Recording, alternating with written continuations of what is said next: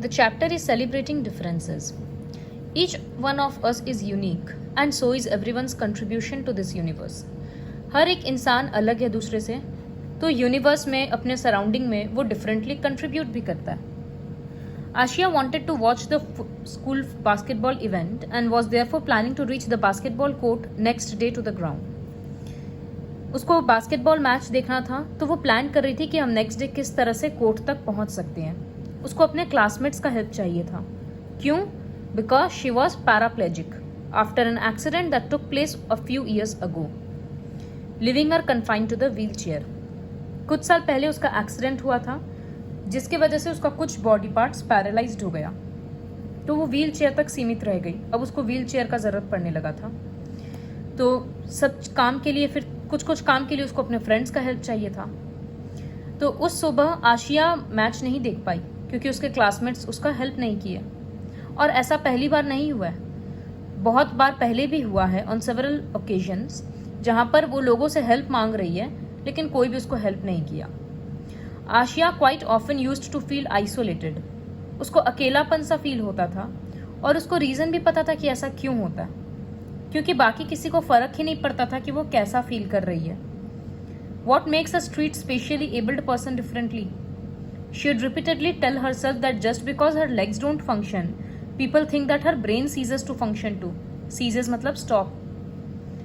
तो वो समझती थी ऐसा, और एक्चुअली में ऐसा हुआ भी था उसके साथ, और बहुत कॉमन भी है कि लोग समझते हैं कि कोई फिजिकली चैलेंज्ड है तो फिर उसका दिमाग भी कमज़ोर है, तो उसको इतना ज़्यादा कोई अटेंशन नहीं देता है. इसके साथ भी वही हो रहा था. सब लोग इसके साथ स्ट्रेंज वे में बिहेव करते थे. फिर स्कूल का नया सेशन स्टार्ट हुआ. बहुत सारे स्टूडेंट्स ज्वाइन किए. उन्हीं में से एक स्टूडेंट थी शीजा, जिसके पापा का ट्रांसफ़र मुंबई से हुआ था. She was a new student in Ashiya's class and was allotted the seat next to her. उसको आशिया के नेक्स्ट का सीट ही मिला था बैठने के लिए. From first day onwards Ashiya found her to be quite different from others. शुरू दिन से ही आशिया को समझ आ रहा था कि शीजा में कुछ अलग बात है. वो बाकियों के जैसे नहीं है. वो बाकियों के जैसे नहीं है कि शीजा आशिया को हेल्प ना करे. वो तुरंत उसको हर चीज़ में हेल्प करने के लिए रेडी रहती थी. तो धीरे धीरे दोनों अच्छी फ्रेंड्स बन गई. आशिया उसके लिए हमेशा एक्स्ट्रा टिफ़िन पैक करती थी अपने लंच बॉक्स में, क्योंकि शीजा को उसका खाना पसंद था. अब उसको भी स्कूल जाना अच्छा लगने लगा था.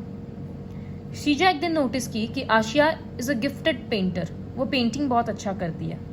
तो वो उसको एनकरेज की कि स्कूल में जो इंटर स्कूल ड्राइंग कंपटीशन आ रहा है उसमें तुम पार्ट लो. और वो आशिया पार्ट भी ली और इनफैक्ट फर्स्ट भी आई.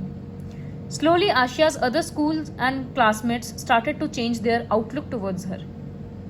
अब जब लोगों को पता चलने लगा कि इसमें भी टैलेंट है, तो सब लोग उससे थोड़ा अच्छे से बिहेव करने लगे. सबका आशिया को देखने के प्रति नज़रिया बदल गया. Ashiya with a little support and care was able to bring out her brighter side. उसका जो टैलेंट था वो बाहर आने लगा. किसके कारण हो पाया? उसकी फ्रेंड के कारण. She indeed prove that her abilities are not limited by her physical disability. उसका फिजिकल डिसेबिलिटी जो वो चल नहीं पाती है, उसके कारण उसका काबिलियत, उसका एबिलिटी कम नहीं हुआ.